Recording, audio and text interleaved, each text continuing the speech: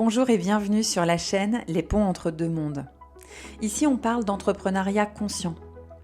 Dans un monde où notre attention est majoritairement portée vers tout ce qui ne va pas, je reçois des hommes et des femmes qui ont osé sortir du cadre pour transformer leur réalité. Des entrepreneurs visionnaires, des bâtisseurs, des éclaireurs qui œuvrent pour faire bouger les lignes vers un monde plus conscient, plus harmonieux et plus vivant. Ils partagent avec nous leurs déclics, leurs challenges, leurs visions. Des témoignages authentiques, profonds et sincères. Puissent ces partages vous inspirer, vous éclairer et vous laisser entrevoir de nouvelles perspectives pour vous et pour le monde. Je suis Hélène, fondatrice d'Empreinte et Cohérence, une femme à la croisée des chemins entre matière et conscience. De vous à eux, en passant par moi, nous sommes tous des ponts entre deux mondes. Je vous souhaite de passer un moment aussi agréable qu'inspirant.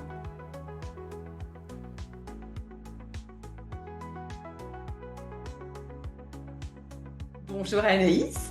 Bonjour Hélène.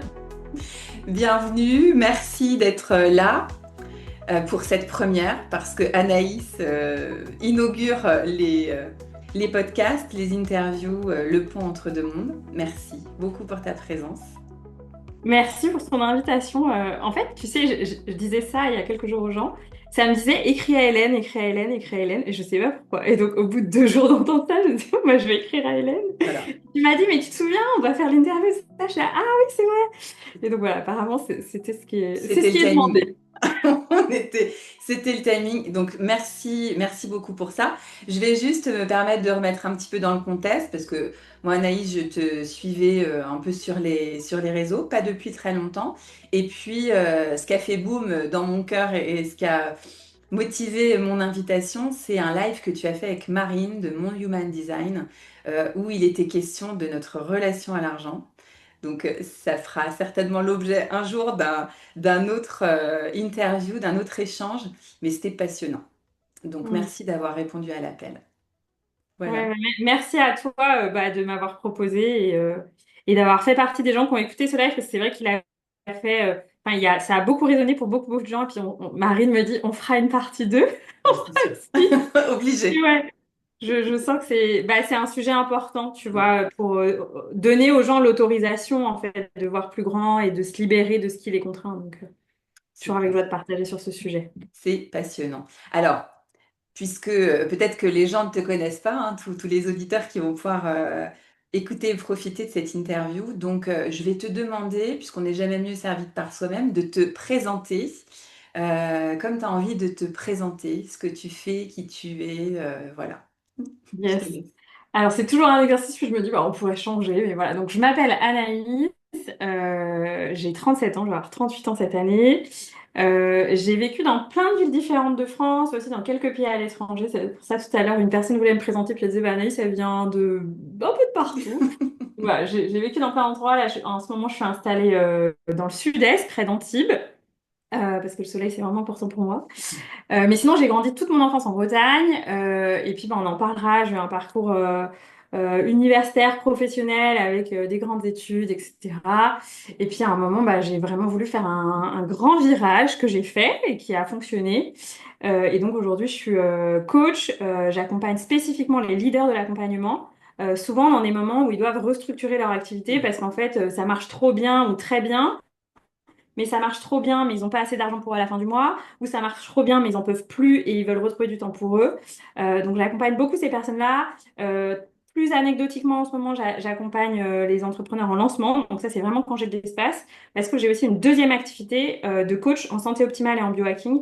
Et donc voilà, toujours lancé les deux, et là, les deux ont bien... Voilà, donc j'essaie de jongler entre les deux, Mm. entre ces deux entreprises et ces deux énergies.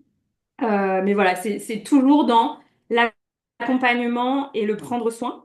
Moi, j'ai toujours eu dans mes accompagnements une approche quand même un peu thérapeutique, toujours coaching, mais un peu thérapeutique. Et puis toujours cette dimension de prendre en compte la santé de la personne, sa vie émotionnelle, etc. Parce que pour moi, aujourd'hui, de plus en plus, je suis convaincue que ça n'a pas vraiment de sens d'être juste coach sportif, par exemple, sans accompagner avec une dimension santé optimale, avec des micronutriments, etc.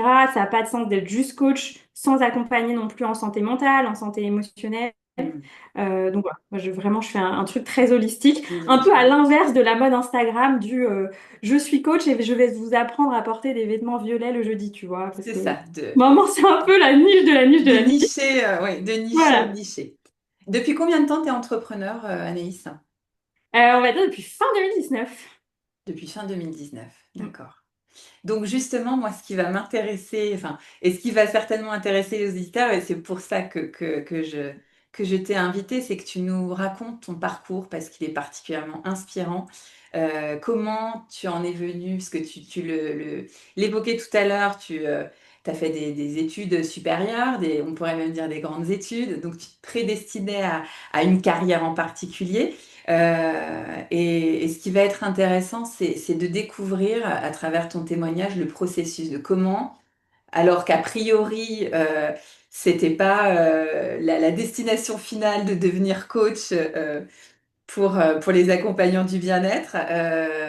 Voilà, à quel moment ça bascule. Je vais te guider à travers ton processus, parce que moi, je connais ton histoire, mais j'ai très envie que tu nous racontes justement par quelle phase t'es passé pour en arriver là. Donc, si tu es OK, je t'embarque avec moi et on Yes, démarre. yes. Donc, déjà, tu te prédestines, tu as fait des études d'avocat, enfin de droit, hein, on va dire. Alors, Ouais, exactement. Alors, j'ai fait plus exactement des études de sciences politiques et de droit. sciences politiques. J'ai fait d'abord, enfin, j'ai fait un peu les deux, quoi. Donc, des études de 8 ans, quoi. Très long. Mais j'adore apprendre. Donc, pour moi, c'était... j'adore apprendre. Facile. Enfin, en tout cas, c'était surtout du bonheur. Un peu exigeant quand c'était les examens, tout ça. À chaque fois, je me souviens de ça, je me dis... Oh, et j'ai beaucoup de compassion, tous les étudiants. Tu vois, quand Mm, j'ai maintenant des mamans qui accompagnent leurs enfants étudiants, je suis là... mm, C'était quand même pas drôle, mais j'adorais quand même apprendre. mm. Donc, ça t'a pas coûté, ça te nourrissait aussi. Mm. Donc, tu Yes. te prédestines à une carrière plutôt d'avocate. À 25 ans, tu es dans un grand cabinet d'affaires à Paris. Donc, tu es Mm. avocate d'affaires. Donc, ça claque Yes. quand même à 25 Yes. ans.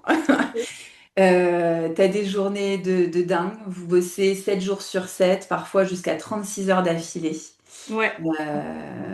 Et donc, à ce moment-là, qu'est-ce qui se passe dans ta vie, Anaïs? Qu'est-ce que... Alors en fait, donc à 25 ans, voilà, cette première activité. Et quand même, ce rythme-là, il dure 3 ans quasiment.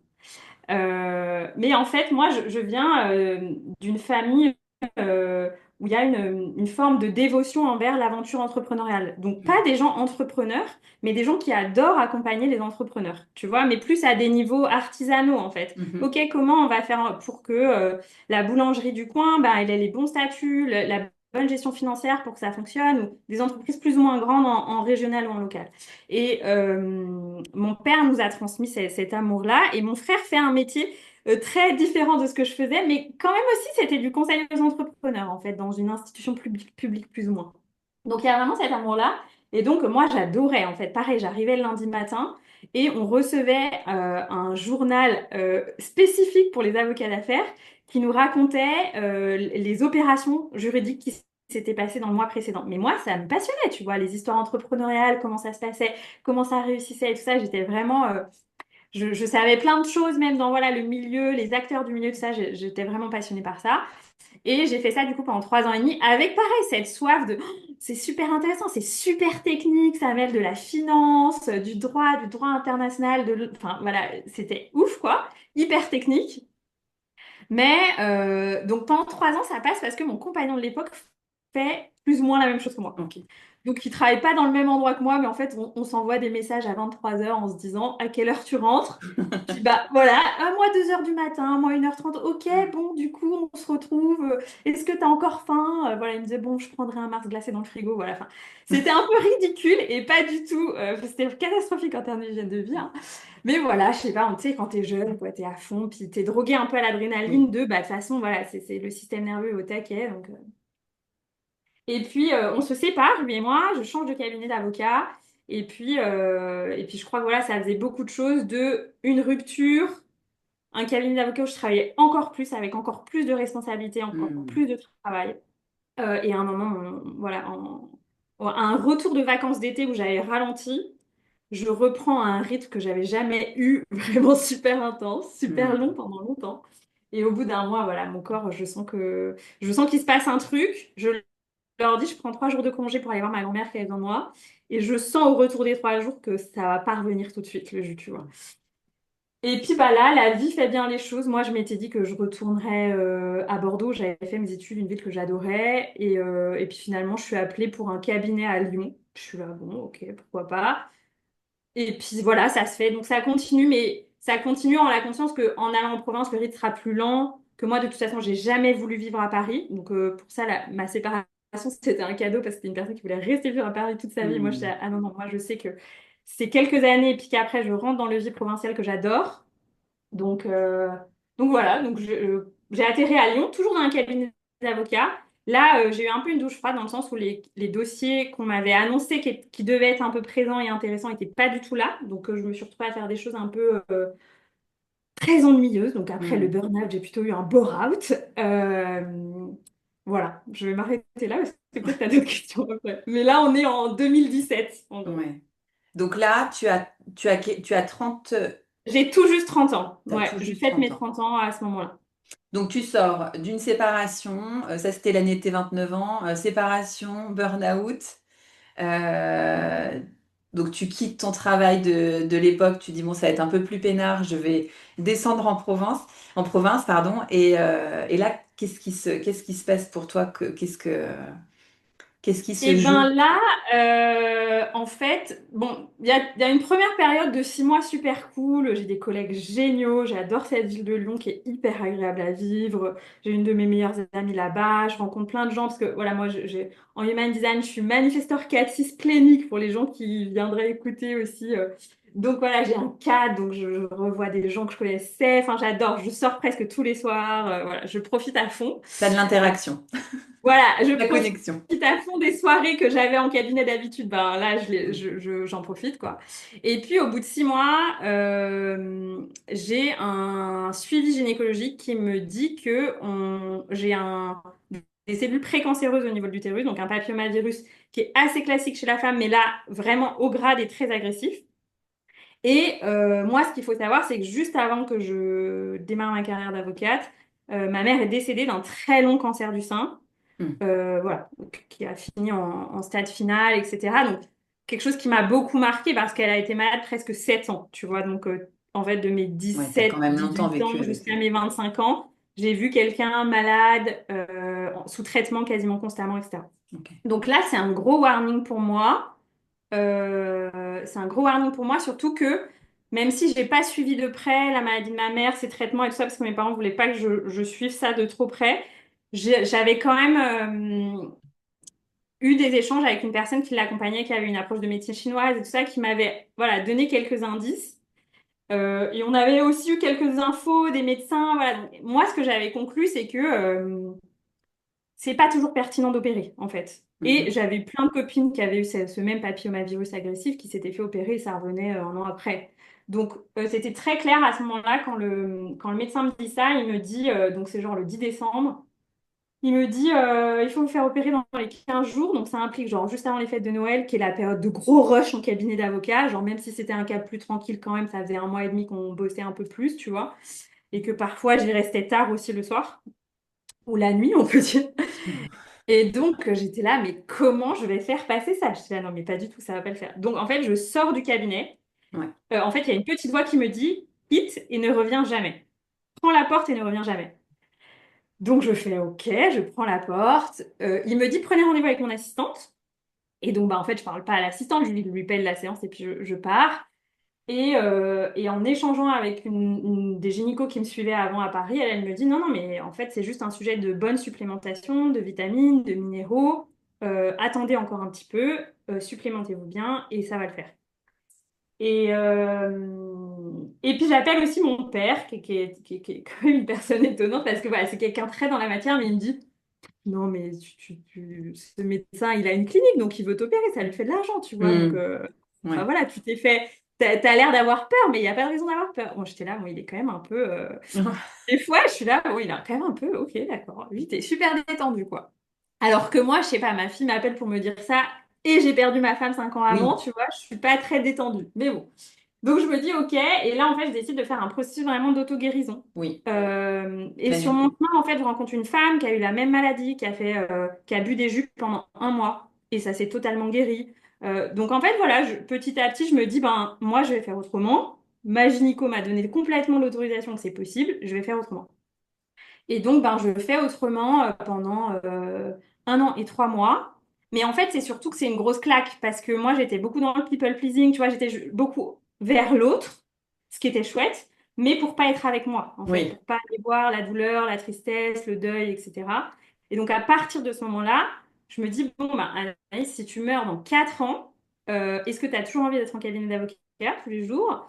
Qu'est-ce que tu as vraiment envie de faire de ces 4 dernières années, potentiellement, s'il en restait 4?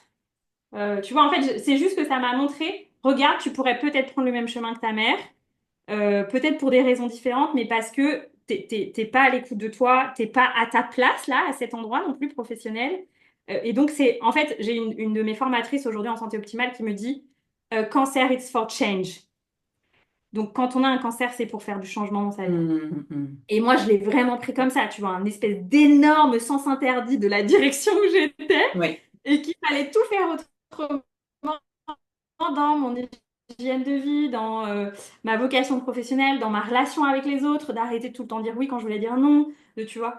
Donc, j'étais déjà en thérapie, mais donc j'ai continué un travail de thérapie. J'ai fait beaucoup aussi de soins du féminin. Je me suis formée en gynécologie ancestrale, j'ai reçu des soins des roses.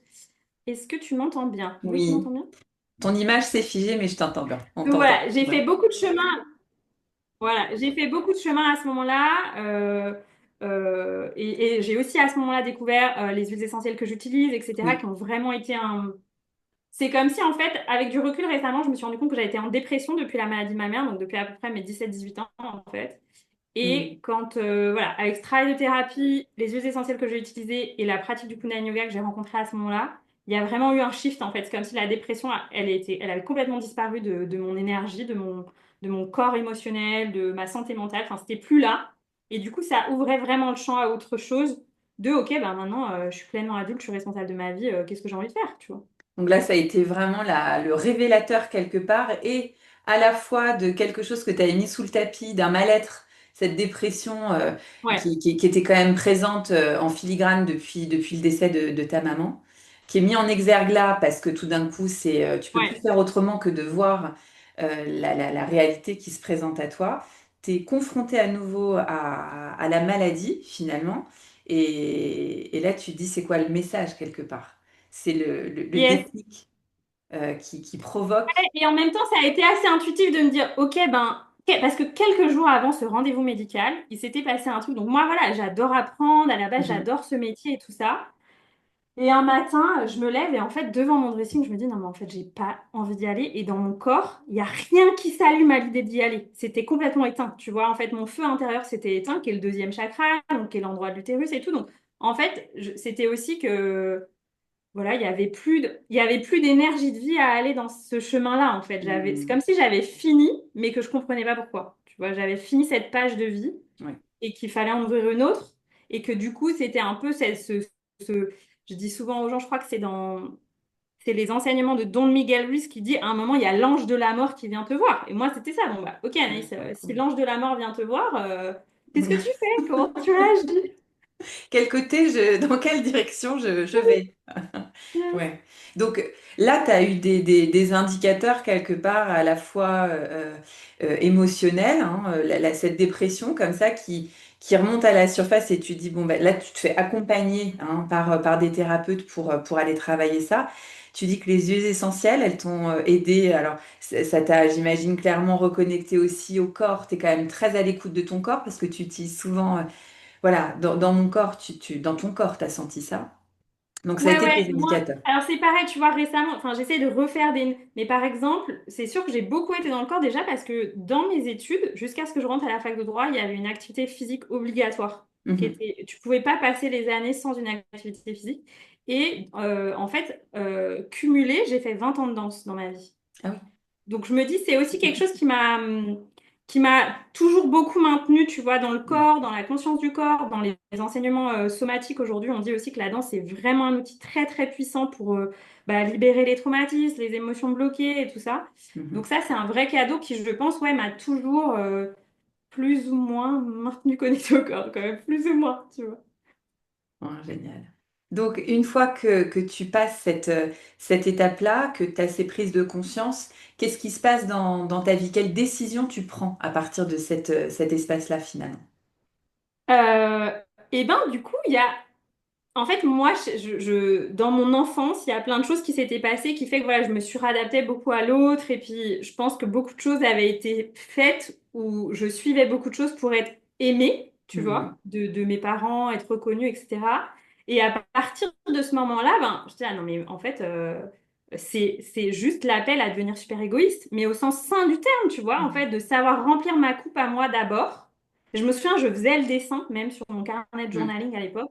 Je dessinais le verre, je le remplissais, je le dessinais qui se remplissait, et puis je montrais que si de toute façon il n'était pas rempli, je pouvais pas donner des gouttes à côté.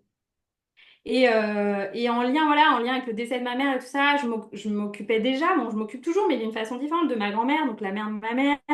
Mon frère, il a eu des filles à peu près à cette période-là, donc je m'occupais aussi beaucoup d'elle et tout ça. Il y avait beaucoup de culpabilité de pas s'occuper des autres. Je sais pas, c'était Mhm. un peu, tu vois. Et à ce moment-là, je me suis dit, bon, bah maintenant, Anaïs, il te saut le battu, en fait. Tu dois t'occuper de De toi toi. et ta santé doit être une priorité. Donc à partir de ce moment-là, tu vois, genre, je déjeunais mes jus au bureau et je m'en foutais de ce que les gens disaient, tu vois. J'allais au yoga le midi et je m'en foutais d'être en retard à la pause déj. Ou tu vois, en fait, j'étais en mode, Mhm. bon, ben maintenant, ma priorité, c'est ça. Donc voilà. Donc, tu as changé ton rythme, tu as continué, tu es resté dans le même cabinet d'avocat. Ouais, je Comment la suis restée dans transition? le même cabinet d'avocat parce que, en fait, bon, déjà, j'étais un peu sonnée comme beaucoup de gens. Je pense à beaucoup de gens là qui, si vous avez des nouvelles pour vos proches, qui Mhm. tombent malades ou les gens qui tombent malades, quand même, faut se mettre à la place de la personne, c'est comme si tu prenais un mur, quoi. En Ouais, fait, ouais. il y a toute une période où tu es juste sonné. Mais juste sonné, en fait. Mhm. Moi, je me souviens que pendant quelques jours, j'allais au bureau, mais je regardais mon ordi, en fait. Tu sais, j'étais en Tu savais mode, plus. Ouais. j'étais en figement. Qu'est-ce qu'on fait? J'avais bugué. Tu vois, j'étais en mode, ok, ok. Et, et ouais, donc je suis restée dans le même cabinet d'avocat aussi parce que quand tu es avocat, c'est très spécial. Tu peux pas vraiment prendre plus de 3 semaines de vacances. C'est pas autorisé dans les contrats que tu signes. Mhm. Il n'y a pas de chômage. Le concept de l'arrêt maladie est pas vraiment Oui. reconnu. Puis voilà, j'étais pas non plus, tu vois, c'était pas un traitement médicamenteux de très long. Je m'étais pas fait opérer, tout ça. Donc je me suis juste dit, ben, ok, tu continues, mais avec un rythme différent, en tout Mhm. cas dans la mesure du possible. Et puis, j'en avais juste parlé à mes collègues. Et puis, tu vois, les 6 mois après, il y a eu les vacances d'été. Et à ce moment-là, j'ai décidé de me faire accompagner pour ma reconversion professionnelle. Donc, j'ai eu une coach en reconversion professionnelle. Ça veut Enfin, tu dire que vois, tu sentais, excuse-moi, je te coupe là, mais tu sentais déjà dans cette période-là que de toute façon, tu allais passer à autre chose, que tu serais pas toute ta vie avocate, quoi. yes, en fait, il y a deux choses que je dis par rapport à ça, c'est que c'était un peu comme ma vie à Paris. Je savais quand en étant avocate, et on se le disait avec nos collègues à Paris, que de toute façon, en voyant mes boss qui avaient 40, 45 ans, 50 ans, déjà 90% c'était que des hommes. Et Mhm. puis quand c'était des femmes qui avaient essayé d'être des hommes et qui étaient tellement au taquet que parfois elles oubliaient les enfants à la sortie de l'école, tu vois. Mhm. Et toutes, on était toutes d'accord qu'en mode, bah, nous, on fait ça quelques années, puis quand on en a marre, on va devenir juriste en entreprise ou on fait autre chose, tu vois, Mhm. genre. Et en fait, ça concerne quand même 80% des gens qui, en tout cas à l'époque, 80% des gens qui avaient le diplôme d'avocat quittaient le métier d'avocat dans les 5 ans.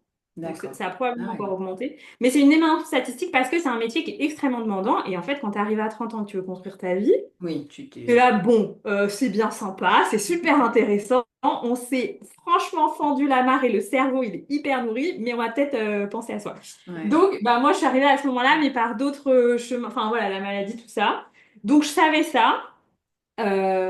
Et surtout, ben, moi, c'était vraiment, en fait, je ne veux pas rester en cabinet d'avocat parce que c'est pas un mode de vie qui me permet de prendre soin de ma santé. Mhm. Tu vois, Donc, vraiment, c'est pas possible. On peut venir te voir à 19 heures et te dire, il y a ça à traiter, il faut que tu restes jusqu'à 5 heures du mat. Ah ouais, non, c'est ok. Donc moi, j'étais en mode, ben en fait, Pas c'est écologique du hors de tout. question que ça continue. Tu vois, C'est c'est hors sûr. de question que ça continue et je veux un métier où je peux prendre soin de mon rythme, je peux prendre soin de ma santé. Voilà. Donc Très bien. ça fait Donc partie. là, tu as 32 ans, dans ton historique, dans ta chronologie, là, tu fais appel parce que tu sais que tu veux rentrer dans un processus de reconversion. Donc, tu fais appel à quelqu'un, tu te fais accompagner pour ça. Ouais. Je crois que c'est l'année où tu vas organiser ton premier atelier parce qu'en parallèle, on en a parlé brièvement, mais tu t'es formé au yoga. Enfin voilà, tu as Yes. quand même expérimenté pas mal de choses et tu vas organiser ton premier atelier. Yes, exactement. En fait, voilà, il y a ce diagnostic voilà, à 6 mois de mes 30 ans. À 31, l'été de mes 31 ans, j'embauche cette coach. Et au début de l'année de mes 32 ans, je commence à me former au yoga. Et je commence aussi à me former en aromathérapie, en santé optimale. Voilà, j'ai fait la formation de gynéco ancestrale. Voilà, il y a plein de formations qui ont déjà commencé, que je fais en général le week-end, le soir, tout ça. Et puis, et en fait, ce premier atelier de yoga, c'est très drôle parce que ça fait plusieurs années à ce moment-là que au brunch du week-end chez les amis, s'il y a de la place dans le salon, je donne un cours de yoga avant le Oui. brunch. Quand j'étais à Paris, à chaque fois que j'allais voir mes nièces, on faisait du yoga ensemble. Tu vois, donc je leur transmettais déjà beaucoup de yoga qui avait été ma façon de survivre à la Oui. folie de ma vie parisienne à Paris, tu vois. Mhm. J'allais à mes cours de yoga au moins tous les jours le week-end et ça m'aidait à tenir voilà, le rythme toute la semaine. Et en fait, et je donnais des cours des fois à mes collègues sur la terrasse du bureau à Lyon. Enfin, en fait, je proposais tout le temps des cours de yoga aux gens. Et un jour, une collègue me dit, Anaïs, je suis allée dans un bar un peu atypique qui est en train d'ouvrir et qui cherche des profs de danse et des profs de yoga. Je leur ai parlé de toi, ils ont ton numéro, ils ont appelé.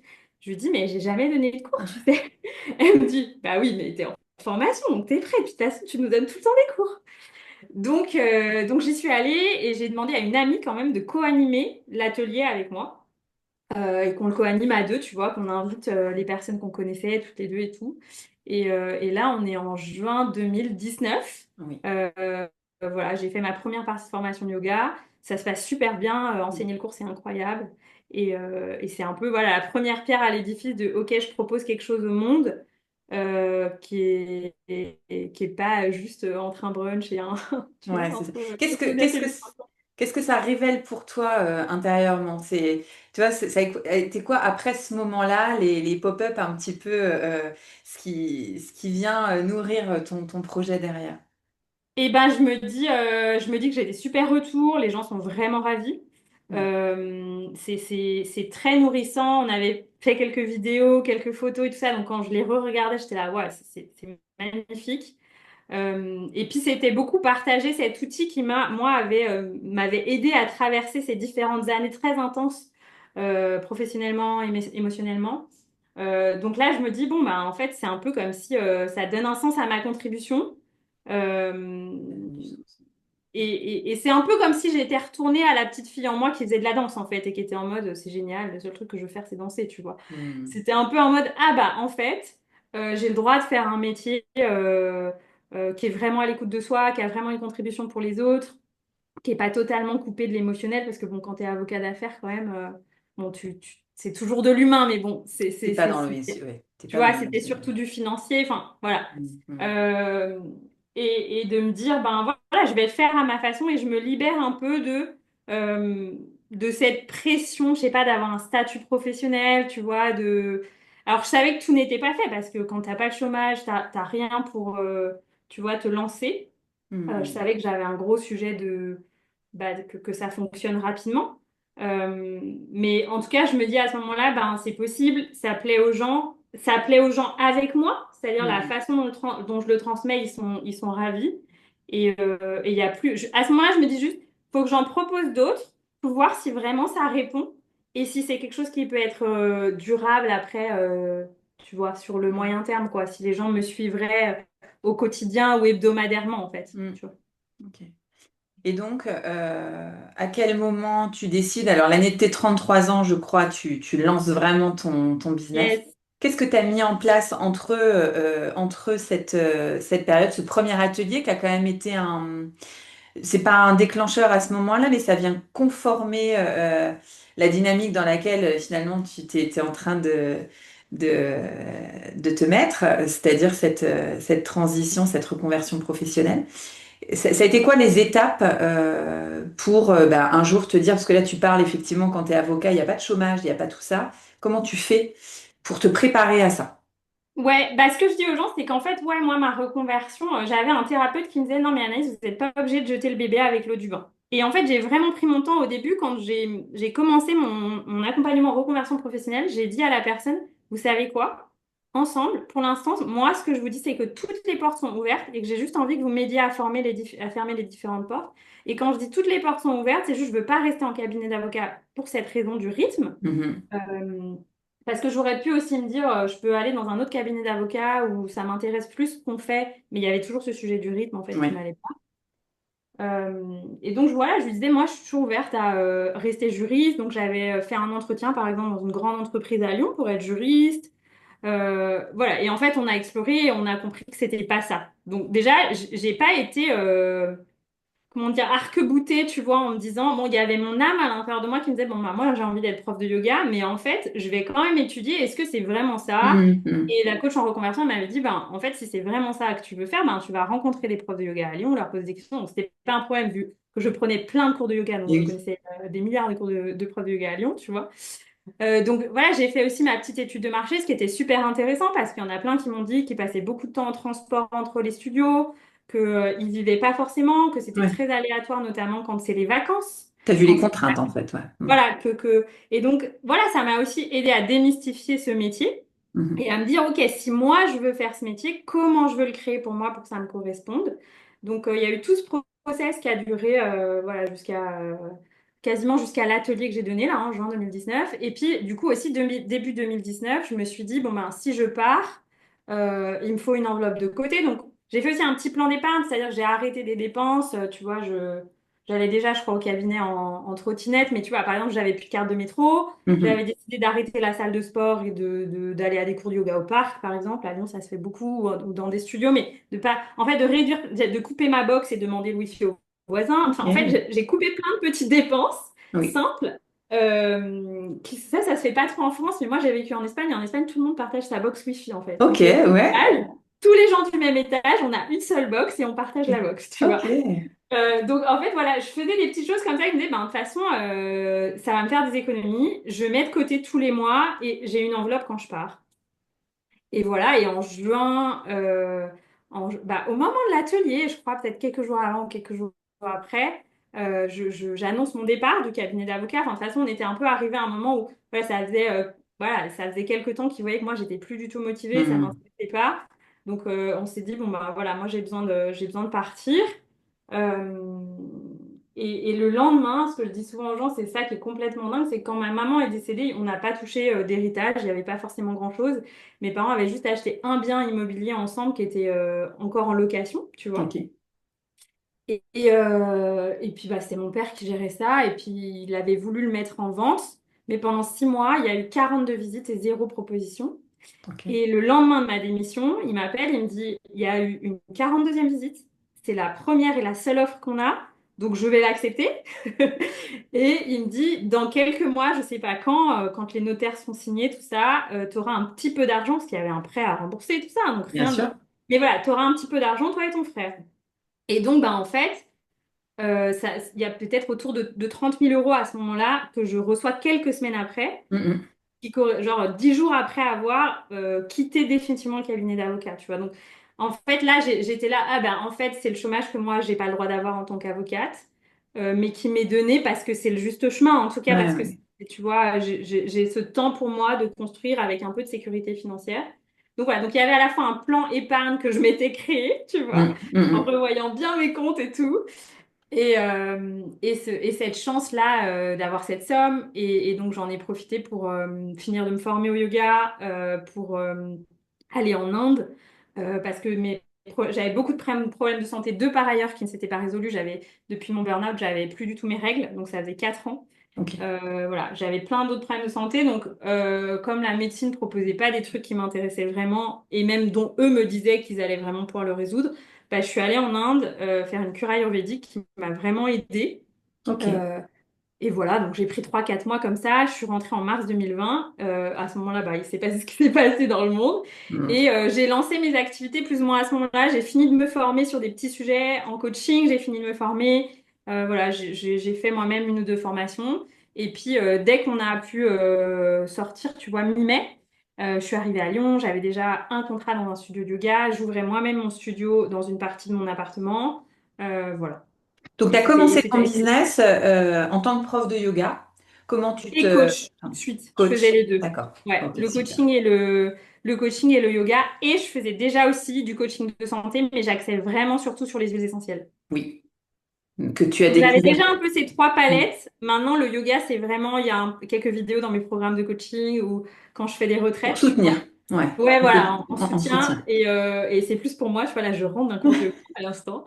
Mais il y a toujours eu ces trois outils qui ont été bah, des piliers pour moi dans ma reconversion et qui sont, tu vois, 7 ans après, en fait, c'est toujours mes piliers. Ouais. Donc là, tu as 33 ans, tu lances ton business, bon, tu as déjà des contrats et à 35 ans, donc tu processes, tu continues, tu proposes tes offres et puis à 35 ans, tu sens que là, tu as comme atteint un palier et qu'il y a un cap à passer.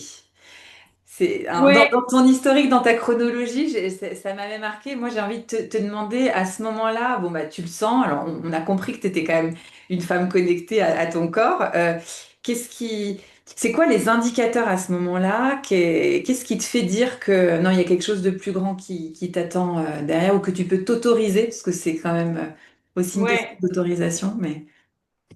Alors, c'est subtil. Il y a quelque chose dont j'en ai jamais parlé avant il y a quelques mois, dans une conférence que j'ai donnée devant des gens, qui est que à la donc, viens d'avoir 34 ans et je rencontre un homme. Voilà, c'était pas du tout prévu parce qu'à la base je devais déménager, mais finalement on se rencontre, finalement je décide de rester à Lyon, etc.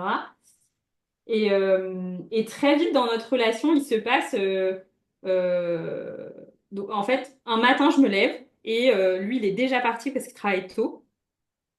Et ça me dit, genre, donc, enfin, à la base, je suis pas perchée, ça m'arrive jamais, genre de truc. Donc, juste, je sens une présence dans la chambre qui me dit, tu seras ma maman. Et je suis hyper choquée. Je suis en mode, mais comment je vais lui dire ça? Le gars, ça fait 2 mois et demi qu'on est ensemble. Enfin, tu vois, il a. Je suis là, waouh, ok. Et puis, bah moi, je m'étais dit que j'avais envie d'être maman, mais à l'aube des 30 ans, là où toute la société te dit, ah, t'en es où, tu fais quoi, tout ça, je m'étais dit, au retour d'Inde, je m'étais dit, bon, écoute, en fait, c'est pas entre mes mains, je laisse la vie décider, quoi, ça se fait, ça se fait. Hmm. Et en fait, à ce moment-là, ben, j'observe que la vie que j'ai n'est pas ce que je veux pour fonder une famille, en fait. C'est-à-dire qu'à ce moment-là, j'adore ce que je fais. Je donne souvent des ateliers plusieurs fois par mois le soir à Lyon. Je travaille quand même beaucoup, tu vois, je gère toute ma com et tout, Mhm. mes différentes activités. Et je vis à Lyon, mais en fait, moi, j'ai toujours, je me souviens, il n'y a pas très longtemps, je me suis dit ça. Quand j'ai dû décider à 21 ans, donc je faisais des études de sciences politiques, mais en gros, quand tu fais des études de sciences politiques, tu peux faire un peu tout et n'importe Oui. quoi. C'est un peu l'objet de cette école. Et à 21 ans, quand même, ils te demandent de choisir une section, donc un peu une direction. Et donc, c'est à ce moment-là que j'ai commencé à m'orienter vers le droit des affaires. Mais je me souviens qu'à ce moment-là, j'étais un peu insomniaque. Je me disais, bon, Anaïs, qu'est-ce que tu veux vraiment? Et la seule chose que ça disait dans mon cœur, c'était, moi, je veux juste vivre au bord de la mer. Donc, Voilà. à Lyon, c'était complètement râpé, tu vois. Un peu loin. Et donc voilà, à ce moment-là, il y a tout ça où je me dis, ouais, j'habite en plein centre-ville de Lyon, j'adore cette ville, mais alors hors de question d'élever un enfant là. Euh, donc en fait, il y a un gros switch de, c'est pas du tout ce que je veux pour mon futur. C'est comme si j'avais créé une activité en fonction de ce qui me nourrissait dans le présent, Mhm. mais qu'à plus 5 ans, il fallait tout détruire, il fallait Mhm. faire tomber le Jenga et en reconstruire un nouveau. Ouais. Et donc, bah, on a là, du coup, début 2022, je suis là, ok, Anaïs, faut tout détruire et tout en ligne et tout ça. Et donc, voilà, donc il y a cette année du coup 2022 qui est une année de reconstruction, de création de la vision de ce que je veux, de comment je veux accompagner, de... Ouais, c'est-à-dire que là, tu prends conscience que à la fois géographiquement, ça colle pas avec ce que tu sens et ce que tu t'étais imaginé. Tu aimes ce que tu fais, donc c'est pas tant ce que tu proposes le problème, c'est de là où tu le proposes. Donc là, tu recommences une espèce de reconstruction quelque part alors. Hmm. Ouais, exactement. Et ça, du coup, moi, peut-être que le conseil que j'aurais quand on lance un projet entrepreneurial, c'est de justement se projeter à 5 ans et de se dire, est-ce que ce sera, bon, on sait pas toujours, puis en vrai, Hmm. il y a plein de choses qui changent et tout ça, mais est-ce que ça, quand même, ça correspond à la vision que je veux pour dans 5 ans? Et moi, Hmm. en fait, ça s'imbriquait pas. Ça s'imbriquait pas. Oui, oui, ou alors d'accepter qu'il y a une flexibilité, mais d'avoir une vision de comment ça peut évoluer, comment le business peut Exactement. évoluer sur ces années, c'est compatible, oui, géographiquement. Donc là, ça t'a quelque part invité à te poser ces questions-là et puis à se dire, OK, ça je veux pas, ça oui, ça non, là peut-être. Donc c'est Et chouette. puis, en fait, il y a quand même quelque chose qui est très spécial où je pense qu'il y a peut-être que les personnes qui sont devenues parents qui peuvent comprendre. Mm. Mais en fait, c'est comme si à ce moment-là, et je suis toujours pas mère alors on enregistre l'épisode, hein, mais à ce moment-là, j'ai eu l'impression de devenir, je sais pas si c'est pleinement adulte ou parent, mais j'ai eu l'impression d'avoir déjà la responsabilité de quelqu'un en fait dans ma vie. Mm. Et je me suis dit, ok, mais du coup, ça veut dire que si tu veux un congé maternité qui ne soit pas un congé de 3 mois comme avaient les avocates là et tout ça, Oui. ou de 500 euros sur ton compte comme ont les auto-entrepreneuses, tu vois, Mm. Mm. qu'est-ce que tu crées? Et si tu veux donner à cet enfant une vie dans la nature, ben, qu'est-ce que tu crées? Et si tu veux financer une école consciente pour cet enfant, qu'est-ce que tu crées? Tu vois? Mm. Donc Mm. c'est comme si à ce moment-là, euh, ça suffisait plus ce que j'avais créé pour moi, en fait. Tu vois, ça devenait une dévotion envers le futur, en fait. Génial, génial. Mm. Donc là, tu décides de changer. Donc tu as déjà, dans un premier temps, les réflexions, les prises de conscience. Comment t'opères le switch? Ça a été quoi le processus à ce moment-là? Comment t'accèdes au palier supérieur ou en tous les cas, parce qu'aujourd'hui, et tu le dis toi, donc je vais reprendre tes mots, mais aujourd'hui, tu, euh, tu te sens, enfin, tu es libre financièrement, géographiquement, c'est-à-dire que tu as la possibilité, la sécurité financière et la liberté d'aller là où tu veux, quand tu veux, quelque part. Tu as Yes. même pris conscience, finalement, quand tu t'es posé, que tu avais réalisé la plupart de tes rêves. En tous les cas, c'est ce que tu écris. Voilà, t'en es où et comment t'accèdes à ça, finalement?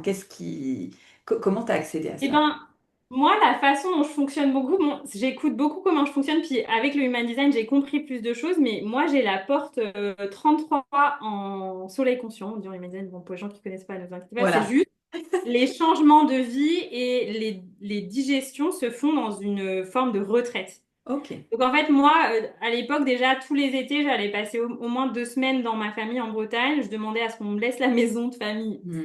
seule pour moi. Je laissais mon téléphone chez ma grand-mère. J'annonçais que je disparaissais des réseaux sociaux pendant au moins une semaine en général. Et j'avais ce temps qu'on D'introspection, en appelle un fait. peu en chamanisme de quête de vision, tu vois. Et à ce Mhm. moment-là, en 2022, je fais ça avec une amie au Mexique. On se retrouve toutes les deux au Mexique parce que j'avais un rêve d'aller rencontrer les baleines au Mexique. Donc je m'offre ce rêve avec une personne que j'adore, qui m'accompagne, qui fait de la communication animale, etc. Et à la fin de ce voyage, une amie me dit, ah bah si t'es au Mexique, je te rejoins au Mexique parce que je veux aussi venir au Mexique. Et donc on passe un mois toutes les deux et elle était exactement dans le même palier de sa vie, à se dire, I want more, mais on doit designer, c'est quoi Oui. la vision de I want more.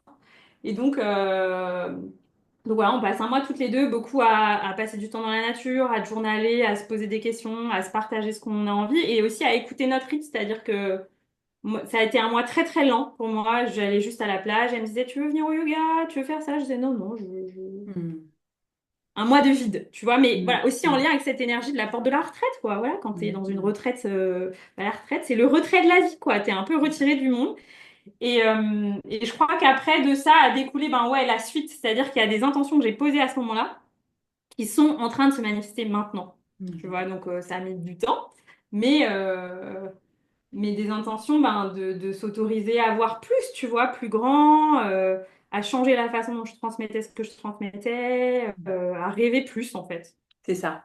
On est tellement conditionné. Tu as employé le mot juste. Pour moi, c'est vraiment une question d'autorisation, de s'autoriser d'autres perspectives. Parce que même si voilà, on s'est formé, même si on a été inspiré, même si on s'est éveillé quelque part à une conscience un peu différente, on est quand même très formaté je le disais récemment, c'est beaucoup plus facile dans nos conditionnements et dans nos mécanismes en fait de se projeter vers des choses contraignantes et fatalistes plutôt que vers des fins heureuses, quoi. Il y a un truc, je sais pas, c'est dans l'ADN.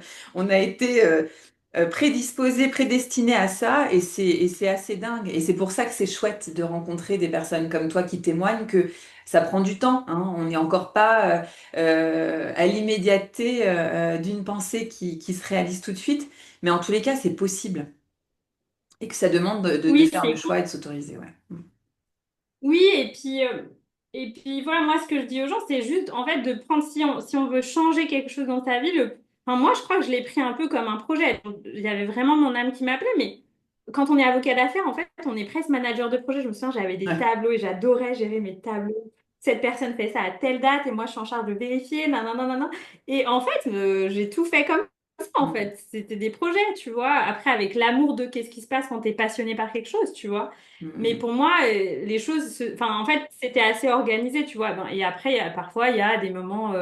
J'ai pas eu beaucoup de moments de doute. Il y a quelques moments de doute, mais voilà. Ça me permet de rebondir. Alors Donc déjà, oui, si, en je vais tout te cas, demander, ça me permet de rebondir quand tu parles des moments de doute, parce que dans les initiations de ton parcours entrepreneurial, si tu avais, ça a été quoi les moments les plus marquants?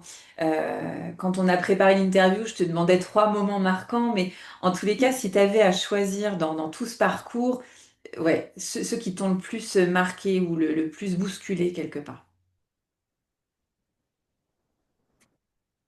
C'est dur. c'est complexe de choisir. Mais, en fait, ce qui m'est venu d'abord, c'est les moments où je me suis sentie tellement remplie, par exemple. Donc, j'ai vraiment lancé complet. Je donnais déjà des cours en 2019, tout ça, mais j'ai lancé pleinement toutes mes activités en 2019. Puis en septembre 2019, j'ai organisé 2 retraites de yoga à quelques heures de Lyon, qui étaient quasiment toutes complètes. Et ça a été, enfin, c'était un rêve en fait, tu vois, et ça a été un grand moment de me dire, waouh, c'est incroyable. Et puis aussi dans cette énergie de l'apport de la retraite, en fait, moi j'adore emmener les gens avec moi dans la nature, on laisse nos téléphones, Mm. on Mm. pratique, etc. Enfin, c'était extraordinaire. Et j'ai beaucoup, je crois, enfin, je compte plus trop maintenant, mais je devrais compter, mais peut-être maintenant j'ai déjà donné 26 retraites, tu vois, depuis que j'ai commencé, depuis 2020. Donc c'est quelque chose que j'adore. Ça a été un moment marquant. Euh, et puis bah, après, il y a eu toute cette réflexion autour OK, je suis entrepreneur, mais si j'ai envie d'être mère, De la qu'est-ce qui se famille. Ouais. passe? Mm. Et en fait, j'avais pas anticipé ce truc. C'était un peu comme rester en cabinet d'avocat, parce qu'en cabinet d'avocat, avoir un enfant, c'est pas toujours facile, et encore plus rester mère après et continuer de voir son enfant. Mm. Et c'est pas que je me retrouvais dans la même situation, mais j'étais là, OK. Donc apparemment, il n'y a aucun soutien financier de l'État ou des cacahuètes. Et si je ne suis pas à bord, qu'est-ce qui se passe, tu vois? Ouais. C'est-à-dire que la conscience que il y a un espace, un terrain à préparer pour construire. Ouais, et la conscience qu'il n'y a pas de sécurité financière, en fait, si tu la Mm. construis pas. Ouais. Et donc, c'est quelque chose que j'avais déjà parce que quand j'ai interrogé mes amis profs de yoga, voilà, il y en avait une qui me disait, moi, écoute, j'ai créé cette activité qui est un revenu stable. Et du coup, quand je suis en août, que tous les studios de yoga de Lyon sont fermés, que j'ai pas de revenu, il y a ce revenu-là. C'est ça Et qui est donc, important. j'avais déjà, moi, eu la conscience grâce à cette personne de me dire, OK, I want the same, comme ça me paye mon loyer. Mm. Donc, Mm. j'avais déjà ça assez rapidement dans mon activité en 2020. Mm. Mais voilà, je me dis, ok, bah, si on a un enfant, il faut plus que payer le loyer, quoi. Tu vois, rajouter C'est des... sûr. Donc ouais, il y avait cette conscience que, ok, ben moi, en fait, je veux le luxe de l'entrepreneuriat, de vivre ma passion, mais je veux aussi le luxe de la sécurité financière de ce que c'était d'être avocat d'affaires, tu vois. Mm. Mm. Et donc peut-être pas forcément au début de me dire, je veux les mêmes montants et tout, mais en fait, je me disais, il n'y a pas de raison que C'est ça. je renie mon train de vie ou qui n'était pas extraordinaire. Alors, moi, je dis toujours aux gens, j'ai jamais eu d'abonnement Netflix, hein, Mm. donc je choisis très en conscience là où je dépense mon argent. Mais voilà, la santé, c'est super important, par exemple. Donc, je m'alimente que Un bio et puis budget. Ouais, c'est ça. On donc choisit là où on oriente ses dépenses, voilà. quoi. Enfin, Voilà. Donc, ses c'est investissements. sûrement pas les mêmes choix que d'autres, mais bon, c'est des choix importants pour moi. Donc, il y a eu, je pense, ce deuxième. Et puis, euh, et puis le troisième, je crois que je l'avais mis quand tu m'as transmis les questions en 2000, donc fin 2022. Pareil, je sens encore qu'il y a un truc que je suis là, ouais, il faut amener à un autre niveau et tout ça. Et puis à ce moment-là, j'avais déjà eu l'idée, j'avais déjà le rêve de faire un sommet en ligne. Mm. Mais je me disais, mais comment je vais faire ça? C'est toute une machine, il faut des liens, des trucs d'affiliation et tout ça. Et une amie, plusieurs mois avant, m'avait dit, mais pourquoi tu fais pas ton propre sommet? Et ça me paraissait, oh, ça me mettait, tu sais, dans un état de stress pas possible. Je disais, ah non, non, non, non, non. Je mettais ça à dans 10 ans, tu vois. Mm. Et puis l'hiver passe. Et en fait, dans mon entourage, il y a plein de personnes qui me disent, ben si, pourquoi tu le ferais pas? Moi, je peux t'aider sur la technique. Une autre amie propose son propre sommet en ligne et je me dis, bon, bah attends, j'ai de l'aide, j'ai du temps, en fait, je sais envoyer des emails, je sais allumer Zoom. En fait, Je si je le peux. fais super simple et à ma façon, ça peut fonctionner. Je peux le faire. Et je me souviens de mon thérapeute de l'époque qui m'avait dit, ça va super bien se passer, Anaïs. Et j'étais là, Mm. ah, ok, d'accord, parce que moi, j'avais quand même un peu peur. Et tout le long de mon parcours aussi, ce que les gens se rendent pas compte, c'est que j'ai dû lutter jusque-là, jusqu'à ce moment-là, envers des grandes peurs de venir en live, de faire des interviews. Il y avait une grande peur du live sur Instagram et tout ça. À chaque fois, c'était Mm. beaucoup de stress.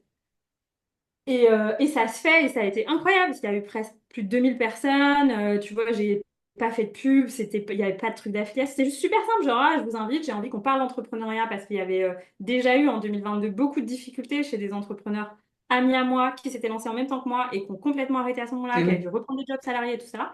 Et donc voilà, j'avais juste voulu offrir ce sommet et puis en profiter pour vraiment aussi faire ce que je sentais depuis longtemps, qui est d'accompagner officiellement les entrepreneurs, parce que j'avais déjà des entrepreneurs qui venaient me voir en coaching. Naturellement. Mais voilà, j'accompagnais des entrepreneurs, des gens en reconversion professionnelle, des personnes qui étaient plus sur un chemin du féminin. Donc, j'avais pas une niche super définie, alors que moi, ce que je kiffais, c'était accompagner les entrepreneurs. Mm. Donc ça a été un grand, grand moment. Ça a été une grande joie. J'ai rencontré plein de gens à ce moment-là, certains qui sont devenus des amis, des clients. Ça a Génial. été incroyable. Je n'ai pas encore refait de sommet, mais par contre, ça m'a aussi permis d'être invitée, moi, à plein de sommets Bien après. sûr. Enfin, ça a été comme Ouais, une ça t'a mini... propulsé Ouais, il y a eu une expansion en fait, parce que bah, exactement. forcément, un sommet, bon, je pense que tout le monde sait ce que c'est qu'un sommet, mais du coup, tu as connecté avec beaucoup de personnes, donc beaucoup de communautés aussi, parce que quelque part, euh, Exactement. t'as fait venir des personnes qui avaient elles-mêmes leur communauté, donc Exactement. ça explose quelque part en termes de visibilité et de Ouais. connexion, quoi. Hein, c'est Et chouette. je peux dire aux gens que je les ai gérées toute seule. J'avais pas d'assistante. J'ai Ouais. tout géré toute seule. Donc voilà. Bravo, Non, mais ça se fait. Tout ça pour dire que bon, si vous avez le rêve, faites-le, c'est hein. Il y a possible. besoin de vrai. C'est possible. Donc du coup, si tu avais, pour définir ton parcours, je suis pas hyper sympa parce que je pose des questions que j'aimerais pas qu'on me pose, genre rétrécir, définir ton parcours en trois mots, si tu avais trois mots à choisir, ce seraient lesquels, Anaïs? Alors, je me souviens que j'avais mis audace parce que j'adore ce mot, Hmm. qui est ben, le fait d'avoir osé, quoi. Oser à chaque fois. Et c'est dans ce que je sens à chaque fois dans mon énergie qui est de d'oser beaucoup se renouveler Hmm. sans complètement devenir quelqu'un d'autre. Mais il y a cette constance un peu métamorphose de, OK, bon, bah là, il faut encore se transformer, se transformer, Bien se sûr. transformer. Donc, oser, mais même oser, tu vois, me faire accompagner, oser demander de l'aide. En fait, ça a toujours, enfin, depuis le décès de ma mère, j'ai toujours été accompagnée par des thérapeutes. Tu vois, je me suis pas laissée tomber dans la, tu vois, dans la torpeur ou dans la Ouais. dépression. En fait, voilà, j'ai toujours, quand j'ai senti que c'était le bon moment, bah, demander de l'aide Hmm. parce qu'on n'est pas fait pour tout savoir, on n'est pas fait pour être seul, on n'est pas fait pour voir nos angles morts. Donc l'audace dans tout ça, l'audace dans le fait de suivre sa propre direction, écouter là, genre la petite voix un jour qui m'a dit quitte et ne reviens jamais dans ce cabinet de Ouais, c'est gynéco. dingue. Tu vois, donc aussi audace dans suivre son intuition, qui est pas Hmm. facile parce que souvent ton mental il te dit tu fais n'importe quoi. Donc, donc je dirais ça, l'audace. Euh, euh, Moi, j'ai quelque chose aussi de... J'ai une grande persévérance en fait. Je suis complètement... Je disais ça aussi à des personnes que j'accompagne la semaine dernière. Je leur disais, est-ce que vous avez trouvé votre animal totem pour la persévérance? Genre, moi, je me vois et je me suis toujours dit, comme j'ai beaucoup déménagé, j'ai beaucoup voyagé, les gens me disaient, mais t'es toujours un peu chargée par rapport à ta petite taille et tout. Et donc, je disais, bah, que je suis une petite nulle, quoi. Tu vois, j'ai mon petit truc sur mon dos, puis j'avance sur la montagne. Et donc, j'ai vraiment cette énergie de persévérance. Hmm. de cette vision long terme, de je sais que je ferai toujours d'une certaine façon ce métier, mais sous une autre forme. Mhm, mhm. Bon, qui vient sûrement aussi de l'école d'avocat, mais de déjà enfant. En fait, moi, j'avais pas peur de passer des heures pour apprendre quelque chose. J'avais pas, Mhm. enfin, tu vois, j'ai pas peur je sais pas, de m'engager, en fait, tu vois, de Oui. persévérer, de m'engager. Oui, tu Euh, avais noté l'engagement. Enfin, tu m'avais dit Ouais, engagement. tu vois, ce Je te truc. donnerai les miens, moi. Voilà. Mais je disais aux gens, voilà, c'est un peu, la semaine dernière, je me disais, bon, je voudrais leur transmettre l'énergie du chien qui tient l'os, tu vois, et je lâche pas, en fait. Je ne lâcherai pas, tu vois, c'est vraiment cette Ouais. énergie-là. Et du coup, il n'y a pas de plan B, c'est vraiment la même énergie, tu vois. On y va, on y Mhm. va, on y va, on y va, on y C'est ça. va. Donc ça, et puis, Tu avais dit professionnalisme. Il y a, oui, oui. Alors, j'entends, j'entends dans professionnalisme l'exigence bienveillante, hein, mais l'exigence d'un travail qui est bien fait et qui a du sens surtout, et qui est au service d'eux. Parce que tu parles oui, beaucoup d'accompagner enfin, les entrepreneurs, et il y a vraiment une notion de service qui est importante dans ta façon de driver. Et je souligne, là je prends la main sur, mais pour dire que c'est ce que je salue dans tes publications, hein, sur les réseaux sociaux, parce que tu es très au fait de probablement de ce qui fonctionne, ce qui fonctionne pas, mais on sent que c'est organique chez toi et c'est toujours pour partager quelque chose d'utile. Pas je me ouais. montre. Il y a toujours un fond qui est qu'on s'engage ou pas, enfin qu'on paye un accompagnement avec toi ou pas. De toute façon, il y a matière à déjà pouvoir avancer sur le chemin, tu vois, même sans investir Exactement. quelque part. Donc Ouais, on le sent, ça, cette exigence de service oui. derrière. Mm. Oui, oui, moi enfin, je fais pas des stories de ce que je mange au restaurant. Alors, ça n'arrive, enfin, où c'est anecdotique, tu vois, pour dire que j'étais à un networking ou j'en sais rien. Mais je me dis toujours, ben, est-ce que même, tu vois, si je pose ma story de moi à la plage, et ben, souvent j'enchaîne avec, OK, est-ce que vous vous reposez en tant qu'entrepreneur? Est-ce que vous arrivez à aller dans la nature? Parce que c'est le Ouais. message, en fait, tu vois. Oui, Donc, oui. Tu mon message. illustres le propos, tu illustres le propos avec... Ouais, en fait, j'essaie toujours de me dire, OK, comment ça peut être une forme, comment ça peut être utile ou exemplaire pour quelqu'un, comment ça peut ouais. l'inspirer. Et c'est vrai que souvent, quand j'ai co-créé ou, tu vois, des retraites ou des choses comme ça avec d'autres gens, ils me disaient, oh là là, mais t'es hyper rigoureuse, il y a beaucoup de trucs, les mails de bienvenue, ils sont hyper carrés et tout ça. Et j'étais là, mais en fait, c'est aussi, tu vois, j'avais déjà cette conscience que l'humain, il peut se transformer que dans une forme de sécurité. Bien sûr. Et c'est l'approche somatique, tu vois, c'est l'approche de la théorie Mm. polyvagale, etc. Et donc, c'était super important pour moi, même au début de mes cours de yoga et tout ça, j'ai toujours posé le cadre, Oui, créé du j'avais parlé de lien, cadre. tu vois, Mm. rappeler le prénom de toutes les personnes dans la pièce. Tu vois, ben, en fait, il y a toujours eu beaucoup ça, cette exigence éthique. Et tu vois, même bah, cette année, je suis en train de me former en psychopathologie pour encore mieux comprendre l'humain, etc. Donc, Mm. en fait, il y a vraiment ce truc de, ben voilà, j'accompagne quand même l'humain et c'est précieux. Et donc, j'ai aussi envie d'avoir une posture qui soit la plus juste possible Ouais, et de vraiment être, bon, je ne sera jamais parfait, je pense, puis on n'a pas encore aujourd'hui la connaissance vraiment de ce qu'il y a dans un cerveau humain, tu vois. Donc, c'est clair.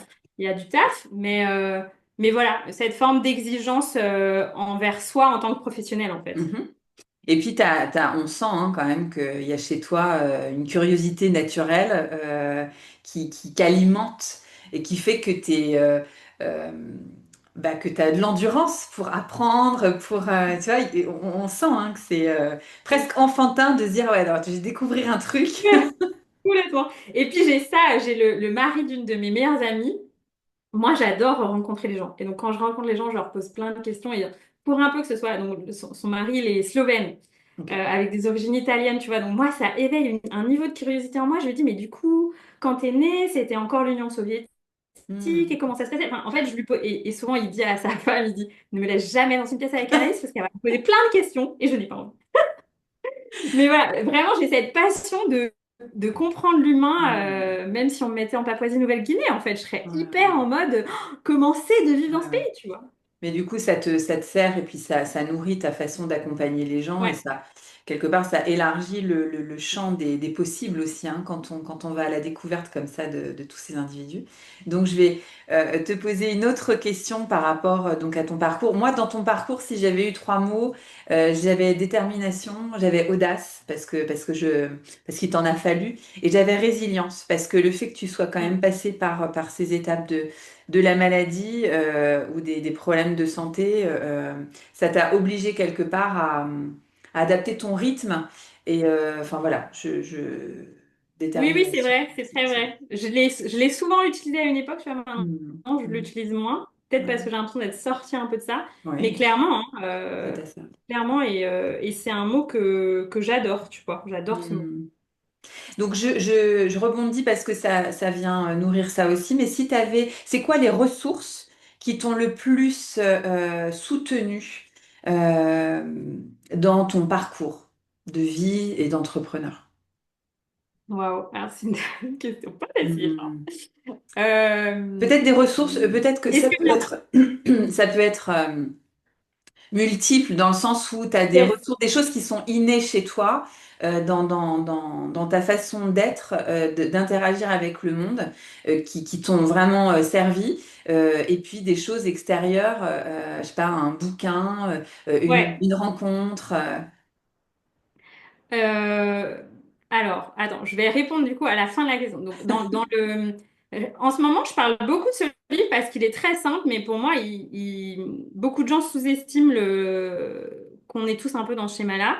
Il y a un livre que moi, j'ai découvert il n'y a pas si longtemps que ça, donc un livre de Christelle Petit-Colin, qui est très Mhm. connue dans le milieu du développement personnel. Elle a écrit des livres pour les enfants, des livres pour les gens qui sont un peu HPI et tout ça. Ok. Et donc, c'est un livre, je crois que ça s'appelle Sortir du triangle bourreau, victime, Mhm. bourreau, sauveur.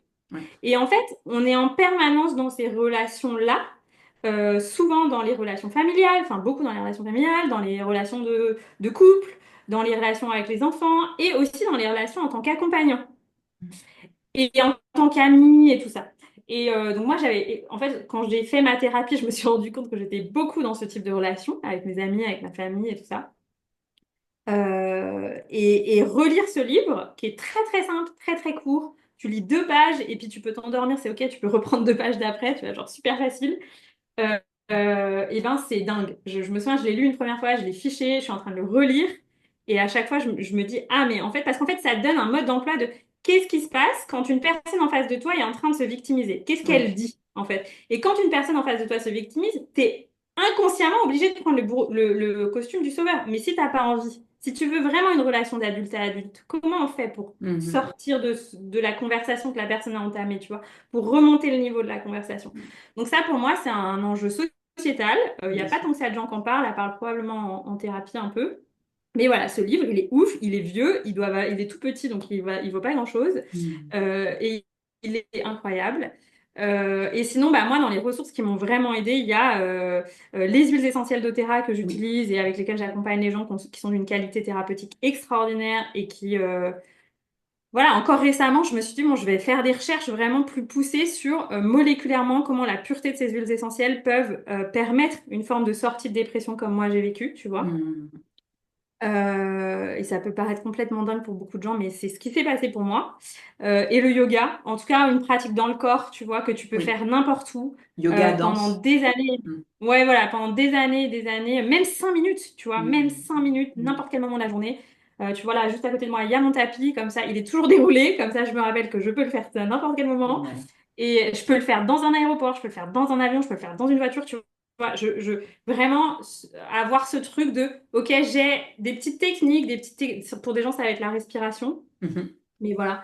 Et du coup, et puis je dirais, je le fais un peu moins maintenant, mais au début de mon parcours, écrire. J'écrivais tout le Ouais, temps. t'as beaucoup parlé de journaling Ouais. pendant ton parcours. Ouais. Ouais, énormément, mais genre c'était genre même au bureau, hein, tu vois, quand ça allait pas, je me disais ok, ben je prends un carnet et j'écris ce qui se passe et ça a été un énorme truc quand c'était trop intense, tu vois, quand il y avait des Mhm. choses que j'avais besoin de vider mon sac.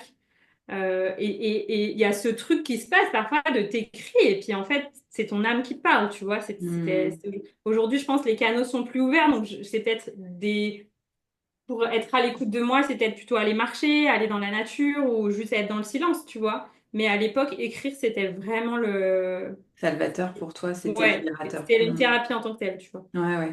Ah oui, oui, oui, oui, il y en a beaucoup pour qui ça l'est encore, hein, en fait, hein. Ouais, Et puis, ne serait-ce que pour décharger le trop-plein d'histoires qu'on se raconte, hein, yes. hop, de poser ça sur papier, ça peut être sympa.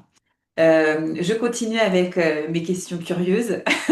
Donc là, on va parler un peu de structure brièvement, mais parce que j'adore ça. Moi, j'ai adoré me plonger dans cette notion de valeur. Mais quelles sont les valeurs fondamentales? Si tu avais trois valeurs à donner, les valeurs fondamentales de ton entreprise ou de toi en tant qu'entrepreneur, qui te portent, qui te supportent, qui lient le tout, en fait, sur lesquelles tu te reposes.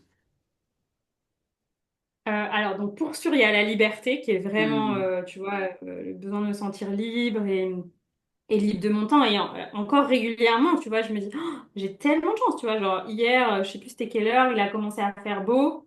Je me suis dit, bon, bah, ok, là, je dois finir un truc, mais dans une demi-heure, je vais dehors, je vais à la plage, je vais marcher. Hmm. Il y avait personne, tu vois, c'était lundi à 13h15, il y avait personne. Bon, on est quand même à début mai, tu vois, il y a la fin, mais il y avait personne. Je me suis dit, oh, mais quelle chance, c'est incroyable. Donc la Liberté. liberté. Et après, les deux mots-là qui me sont venus, qui sont pas forcément toujours ceux qui me viennent, mais quand même cette notion d'éthique et puis la générosité. Hmm. Voilà, parce que et souvent les gens me disent ça quand ils suivent mes formations, mes programmes. Voilà, ils me disent, ouais, je m'attendais pas à ce qu'il y ait Autant, autant de ouais. ressources, à ce que tu Mhm. sois dans ce niveau de présence avec nous, Ouais. que tu sois dans le cœur comme ça. Voilà. En tout cas, je fais de mon mieux pour ça. Je dis pas que je Hmm. suis parfaite, mais Bravo. Bah, c'est très agréable en tous les cas d'être accompagné par quelqu'un qui se donne et qui est présent, quoi, qui a une qualité de présence parce que c'est porteur.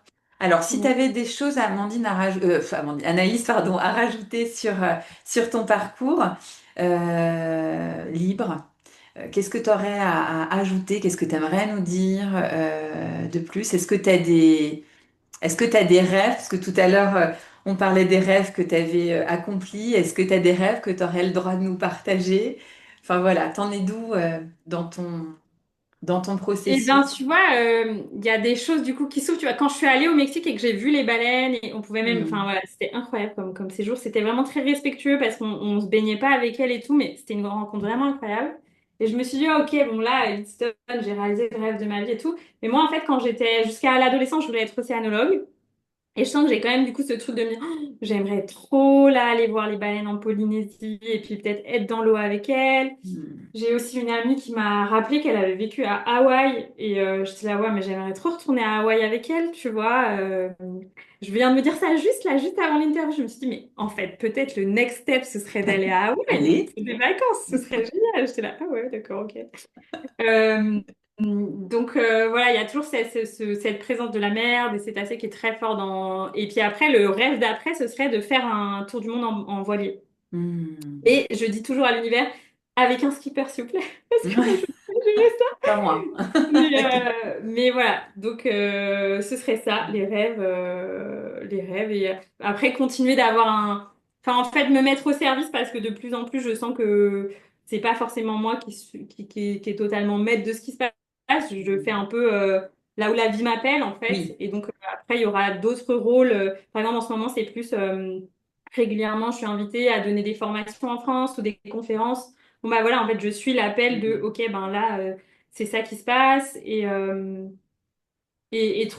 enfin, faire de mon mieux pour maintenir cette notion qui est presque fictive quand tu es un entrepreneur, de trouver cet équilibre en fait que oui. j'ai mis assez longtemps à trouver, de me dire, OK, il y a du temps pour moi, il y a du temps pour ma santé, il y a du temps pour des amis, il y a Hmm. du temps pour le yoga, il y a du temps pour être avec mes clients, il y a du temps pour...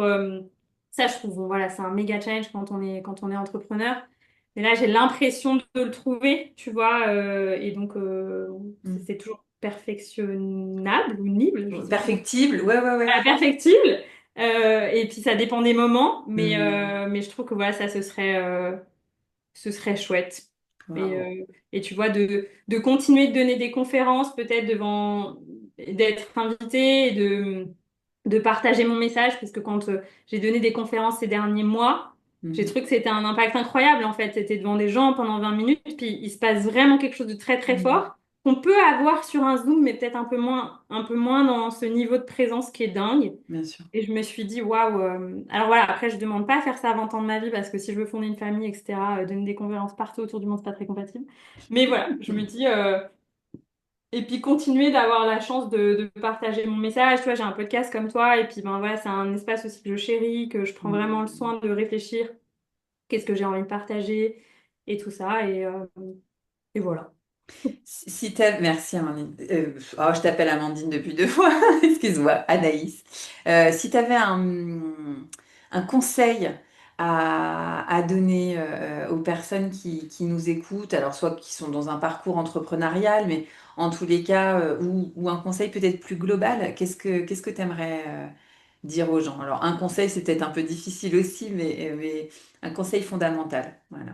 Ben, après, je crois que tout est juste dans les parcours de vie, mais peut-être dire aux gens de s'autoriser. En fait, moi, je crois qu'une rencontre qui a beaucoup marqué ma vie, c'était une personne qui m'avait dit, mais si t'aimes pas ta vie à Paris, tu sais, tu peux changer. En fait, Hmm. enfin, en fait, ne pas avoir besoin d'attendre que quelqu'un d'autre. En fait, quand on est malheureux dans sa vie, j'ai un peu une résignation. J'étais là, bon, en même temps, ce que je fais, ça se fait qu'à Paris, ça n'existe pas trop ailleurs. Comment je vais faire? Je suis coincée là, j'adore mon job, tout ça, mais j'ai tous mes amis, j'avais ma famille à Paris et tout. Et voilà, il y a juste une personne qui m'a dit, non mais allô, t'es pas un arbre, quoi, tu vois. Enfin, en fait, c'était vraiment ça. C'était, en fait, si t'aimes pas là où tu vis, ce que tu fais, allô, tu peux changer. Donc voilà, vous avez compris, on n'est pas des arbres, quoi. Donc, On n'est pas des arbres, on n'est pas non plus des îles, dans le sens où on est fait pour être entouré aussi de gens qu'on mm, aime et tout ça. Donc pas non plus aller s'isoler dans un endroit où on connaît personne ou le faire avec la capacité d'aller rencontrer de nouvelles personnes. mm.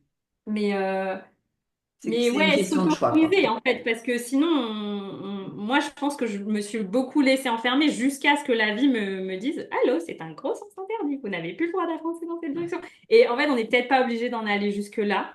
Mm.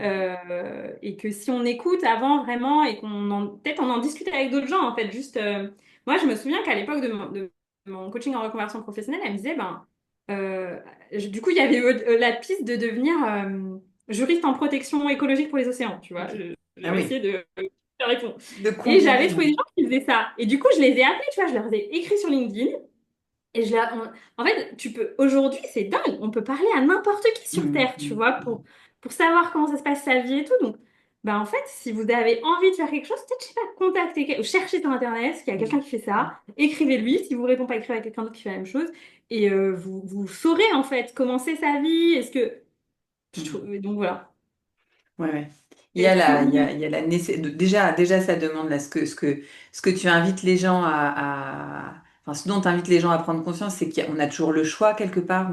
Oui, On n'est pas des arbres, donc ancré, enfin, quoique, on peut se sentir ancré quelque part, mais qu'en tous les cas, on a toujours le choix de faire bouger les lignes. Mais qu'après, ça demande quand même de le décider, de vraiment s'engager sur ce chemin-là. Et puis, et puis d'y aller, quoi, d'oser créer une autre réalité. Donc, yes. Et du coup, tu vois, ça boucle avec la ressource du livre parce que, en fait, quand tu décides de prendre ta vie en main, tu peux plus rester dans une posture de victime et te hmm, raconter que gna gna gna, la vie est difficile et j'ai eu un passé difficile et tout ça. ouais, Peu importe quelle a été l'histoire, en fait. À chaque seconde, tu as le droit de dire, OK, en fait, c'est pas ce que je veux. Est-ce que je peux créer autre chose et ouais, comment c'est je ça. peux commencer à créer autre chose, tu vois. C'est, Donc, c'est, euh, c'est une question de responsabilité et puis de reprendre son pouvoir personnel sur sa vie, quoi. yes. Et Hmm, puis, je crois fondamentalement, on ne vient pas sur Terre pour être malheureux, en fait. On a aussi on est aussi un exemple. Tu vois, moi, j'ai pas d'enfant, mais je me suis dit aussi, bah, quel exemple je donne à mes nièces quand j'ai hmm. dit à ma petite nièce de 4 ans à l'époque que j'allais devenir prof de yoga. Elle s'est arrêtée, elle m'a regardée, elle a fait OK. Tu vois, tout le monde avait un métier de bureau et tout. Elle a halluciné pendant 10 D'accord. secondes, tu vois. Et je me suis dit, OK, ben, c'est aussi un. Enfin voilà, je trouve qu'on a tous une responsabilité Hmm, de prendre en main notre vie, mais aussi de faire en sorte qu'on soit épanoui. Ça veut bien pas dire sûr. qu'on est tout le temps heureux et tout, tu vois, mais d'être aligné et de contribuer à quelque chose qui fait sens dans ce qu'on veut. Parce que je suis aussi convaincue qu'on veut tous la même chose, en fait, sur Terre. Hein, tu Hmm, vois, on a tous plus ou moins le même rêve. Donc après, c'est qu'est-ce que nous on fait? Et ça peut être en restant, enfin, j'aurais pu le faire restant avocate et bien sûr. en, tu vois, peut-être dans les choses autrement et tout. C'est juste, voilà, comment on fait pour être à sa place, se sentir bien et pas se comporter comme une victime, en fait, parce C'est ça. que bah, c'est aussi un choix, en fait. Complètement. Alors, j'avais une autre question que je voulais te poser, c'était de nous partager ta vision ou ta perspective pour l'entrepreneuriat, parce que c'est mon sujet de cœur demain. Mais comment toi tu vois l'entrepreneuriat demain? C'est quoi ta vision? Alors, donc je me sens que j'en avais parlé et donc, je vais pas du tout dire ce que j'avais prévu, je crois. En fait, je crois que la notion de dévotion va devoir intervenir dans toutes les formes d'entrepreneuriat et que les choses qui sont un peu trop, soit, soit les personnes dont le seul objectif c'est de faire de l'argent, tu vois, et qu'il n'y a Hmm, pas d'éthique le et qu'il n'y a pas profit. de générosité et qu'ils se mettent pas au service de la vie en fait. Je crois que ça va plus, ça va s'arrêter en fait, tu vois, ça va plus être possible. Euh, donc pour moi, il va vraiment y avoir cette notion presque de ouais, c'est pas de justice divine, mais d'être au service du divin et de la vie, en fait, et de faire les choses avec justesse et éthique. Hmm, Euh, et de pas, enfin, en tout cas, j'espère, moi, j'avoue que quand je vois des comptes Instagram avec 500 000 abonnés de femmes qui sont botoxées et qui se maquillent et qui font prendre des cocktails, en fait, je comprends pas. Je suis là, mais pourquoi les gens regardent ça? Bon. Peut-être parce qu'ils s'ennuient dans leur salariat et qu'ils ont envie de rêver et tout ça, mais en fait, bon, voilà. Et du coup, c'est déjà en train d'arriver, mais il y a beaucoup dans l'entrepreneuriat cette redéfinition de ce que c'est la richesse, oui, que moi j'ai beaucoup fait ces 2 dernières années en fait, qu'est-ce qui me rend vraiment riche, mais riche au sens large du terme, tu c'est vois, pas ça. au sens forcément de l'argent. Et c'est en train de beaucoup arriver, même chez des entrepreneurs qui ont été ou qui sont très à succès en France. Hmm, Et puis, quand même cette notion pour moi, en tout cas, j'espère, de professionnalisme dans le sens où je sais que tout est juste et tout, mais je crois qu'il y a aussi quand même plusieurs personnes qui sont, enfin, j'ai pas de nom, mais il y a des gens qui se sont lancés dans l'accompagnement peut-être sans formation solide, tu vois, genre, ok, j'ai juste fait une formation d'énergétique pendant un mois et puis hop, je me lance. Et en hmm, fait, moi, je dis pas du tout que je suis arrivée très loin et tout ça. Je dis juste, bah là, par exemple, je me forme en psychopathologie. Ça fait 13 ans que je suis accompagnée en thérapie non-stop. Tu vois, donc en fait, j'ai juste pas débarqué comme ça oui, oui. euh, à Tu accompagner t'improvises l'humain. pas. Ouais, ouais, c'est ça. Voilà. Et donc, je crois qu'il y a aussi ça. Il y a aussi que ben maintenant, voilà, c'est un métier professionnel en fait. C'est un vrai métier. C'est pas juste un truc comme ça. Donc, je dirais ces trois choses-là que tout le monde va devoir se remettre un peu au service du cœur, peut-être que chacun va redéfinir vraiment sa notion de richesse, qui est pas forcément du coup dans l'égrégore entrepreneurial, qui était encore inspiré en fait de l'égrégore des grandes Bien entreprises, sûr. tu vois, de OK, le seul objectif c'est le chiffre d'affaires et tout ça. Ouais. Et quand je dis ça, je dis pas du tout qu'il faut, parce que je dis aussi beaucoup que tous les entrepreneurs doivent se créer une sécurité financière, Bien sûr. sinon c'est le burn-out et la dépression et tout. Donc c'est juste, ça n'empêche pas l'un n'empêche pas l'autre. C'est ça. Et voilà, et cette exigence d'éthique et de compétences professionnelles, tu vois, dans la posture, en fait, dans la compréhension de Hmm. l'humain. Super, merci. Bon, c'est pour ça que ça s'appelle le pont entre deux mondes, parce que je trouve que tu illustres bien ça, le côté, la conscience et le sens. Donc, tu parles de dévotion, je parlerais plutôt de contribution, c'est peut-être plus accessible, mais en tous les cas, qu'on sache pourquoi on fait ce qu'on fait, au-delà d'un profit uniquement financier, on va dire. Mais que ça peut, que l'abondance, elle existe pour tous, que la prospérité, elle est appelée pour tous, en fait, et que si on mettait plus de conscience dans ce qu'on fait et dans la notion qu'on participe tous à quelque chose de plus grand, ben, probablement que les choses, elles se réharmoniseraient et que tout le monde pourrait se servir au passage. Parce que Yes. on est dans cette vie-là matérielle et qu'on a en effet besoin d'argent pour donner vie à des projets. Donc, et je trouve que tu illustres très bien ça et que tu fais pas l'autruche pour tout ça ou t'es pas à vendre du rêve, t'abordes souvent. Bon, après, il y a ton parcours aussi d'avocat d'affaires qui fait que tu es quand même très au fait des choses, de ces choses-là. Mais du coup, ça sécurise aussi tes espaces et puis ça les rend plus cohérents. Enfin, je me permets, mais du coup, parce que c'est important, on peut pas effectivement être que la tête dans les étoiles et puis chercher à se débarrasser de ce qui se passe ici, parce que voilà, mais si on y met plus de conscience, on construira certainement de plus belles choses. Donc, je rebondis du coup sur comment on peut rentrer en connexion avec toi, Anaïs. C'est quoi les espaces où on te retrouve? Est-ce que tu peux nous donner le nom de ton podcast? Alors, je mettrai tous les liens sous la vidéo, comme ça facilitera aussi les échanges. Mais où est-ce qu'on te retrouve, Anaïs? Voilà. Alors, on peut me retrouver, c'est simple, sur Facebook et Instagram, sur voilà, mon nom là qui est Anna Atta Life Coaching, donc c'est le chakra du cœur, en fait, c'est cette énergie du cœur, de la générosité. Donc, ou Anaïs Lebrec sur Facebook, Anna Atta Life Coaching sur Instagram, et sur mon podcast, Au cœur des possibles. Au cœur des possibles. Voilà. Magnifique. Magnifique. Est-ce que tu as des choses que tu aimerais rajouter, Anaïs? Non, bah, juste peut-être, si les gens sont curieux de mon parcours, ou parce que de plus en plus je le répète, de plus en plus, alors je me Oui. dis, bon, je sais pas, est-ce que. Et ben, peut-être qu'ils viennent m'écrire et qu'on échange et tout ça, s'il y a quelque chose qui résonne. Et puis, peut-être juste de, même si c'est pas toujours disponible, et ben de maintenir cette foi. J'ai souvent écrit un enseignement que m'avait donné une de mes enseignantes québécoises, qui était une enseignante, enfin, elle transmettait tous les enseignements chamaniques du monde, en fait. Elle avait beaucoup voyagé, elle transmettait ça, et elle disait, la vie ne veut que te combler. Mm. Souviens-toi que la vie ne veut te combler, donc ne veut que te combler. Donc en fait, quand je comprends pas ce qui se passe dans ma vie, puis j'ai l'impression que c'est pas très fluide et que c'est quand même pas très sympa. Ouais, que tu es en mode victime. Voilà, je suis en mode, c'est pas ça. Et ben maintenant, tu vois, enfin, j'ai musclé ce truc de, ben en fait, je sais, enfin, ça me dit plus forcément cette phrase, mais en fait, je sais qu'il y a un plan plus grand qui est à l'œuvre et Mm. qu'il y a quelque chose de mieux après, tu vois. Mm. Mm. Donc, donc voilà, là par exemple, j'avais trouvé un appartement ici à Antibes. Je savais que je devais le laisser le 31 mai, donc je dois Ok. déménager. J'ai pas très envie. On m'a proposé de rester là au 1er juin, mais en fait, je sens que c'est pas du tout ça qui est juste. Et du coup, Mm. ben voilà, ça m'implique d'être un peu nomade pendant un mois ou deux, et puis de revenir chercher un appartement en plein été ici. Tu vois, Oui. mais en fait, là, je sens que j'ai pas le contrôle. Je sens qu'à chaque fois que je me connecte à mon intuition à la suite, ben, Mm. ok, bon, je vais pas.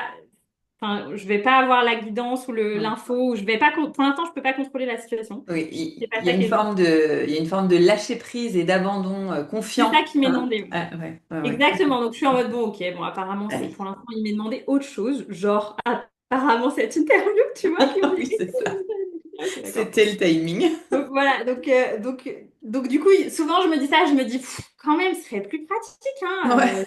Tu vois, je déménage d'appartement, je bouge mes affaires, tout ça. Mais non. Mm. Donc, je me souviens il y a toujours un grand cadeau derrière ça, en fait, dans les Super. trucs qui sont pas très fluides et un peu contraignants. Même si là, c'est un tout petit truc, mais voilà. Je me dis toujours que la vie me réserve des cadeaux, en fait. Mm. Donc la Donc, je te mets confiance, ça la au foi, une fois en la vie Oui. et en ses Ouais, une grande fois invitations. en la vie. Ou Mm. quand j'étais avocate, je me disais les pépins sont des pépites, tu vois. Ah, j'aime Beaucoup. Je me bien. disais ça tout le temps en fait. Je me disais, ok, il y a des pépins, mais c'est des pépites. Et pour ça, le décès de ma mère, ça a été un énorme réveil pour ça, de me dire, ok, bah, ça a été très, très, très, très difficile, mais il y a eu aussi ben, beaucoup de résilience, tu vois, le fait de Mm. Mm. m'autoriser à être accompagnée. Le fait de... Il y a eu plein de cadeaux en fait dans ça. Ça m'a vraiment permis moi de suivre mon proche chemin, de trouver les traces, de poser des questions, de comprendre mon histoire familiale, de me réveiller du coup, voilà, enfin de me poser des questions, de sortir un peu de la matérialité, tu vois, de ce que je vivais et de trouver le sens de la vie en fait. Et donc, Mm. en tout cas, le sens que moi je voulais lui donner. Et donc voilà, du coup, je trouve qu'il y a toujours, même dans les choses les plus difficiles, il y a toujours des grands cadeaux. Des opportunités de grandir. Hein, c'est magnifique. Merci beaucoup, Anaïs, pour ta présence et pour cet échange. Ben, j'espère, donc là je m'adresse aux auditeurs, j'espère que ça vous plaira, que ce sera source d'inspiration ou que ça viendra faire écho, ou en tous les cas que ça vous permettra d'élargir le champ de vos possibles, hein, comme le nom de ton podcast. Et puis, ben, encore une fois, merci. Et bonne continuation à tous. Belle route à toi, Anaïs, et au plaisir d'échanger. Peut-être tu te réinviterai, mais au Yes, plaisir. avec joie. Et moi, j'en profite pour dire à toutes les personnes, du coup, si vous écoutez cet épisode, vous avez la possibilité d'avoir un énorme impact sur le podcast d'Hélène. Donc, Ah, c'est laissez une gentil. note, un commentaire, ça va vraiment le rendre super visible, ça va rendre à Hélène l'énergie, le temps qu'elle a passé à organiser ses interviews, faire le montage, tout ça. Donc, voilà, ça prend 3 secondes quand on écoute et ça a un énorme impact en fait dans le monde parce que le podcast va être plus visible, il y a des gens qui vont tomber dessus, ils vont écouter, tout ça. Donc, Plus si vous voulez diffusé. soutenir Hélène, je vous invite Merci. vraiment à faire ça. Merci infiniment. Belle journée, enfin, ou soirée, bref, quand vous écouterez. Bonne continuation à tous et puis à très bientôt. À très bientôt. Merci Hélène. Merci d'avoir partagé ce moment avec nous. J'espère que cette vidéo vous a plu.